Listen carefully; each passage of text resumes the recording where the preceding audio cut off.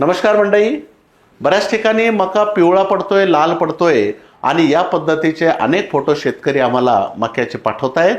मका पिवळा किंवा लाल पडण्याचे प्रमुख कारण म्हणजे जमिनीतल्या अन्नद्रव्याचा, मुख्य अन्नद्रव्याचा उचल न होणे किंवा कमी प्रमाणात उचल जर झाला तर मक्यामध्ये पिवळेपट चट्टे किंवा लाल चट्टे किंवा असं पिवळं लालपणा आपल्याला आढळून येतो.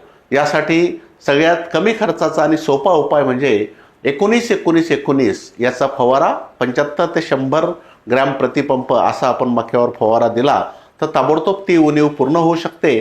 किंवा दीर्घकाळ परिणामकारक आणि जास्त फायद्याचं NPK बूस्ट DX अर्धा किलो रेती माती किंवा शेणखतात मिसळून एका एकरात फेकून दिलं किंवा ड्रेंचिंग केली किंवा ड्रीपमधून जर सोडलं तरी सुद्धा आपल्याला त्याचा फायदा होऊ शकतो.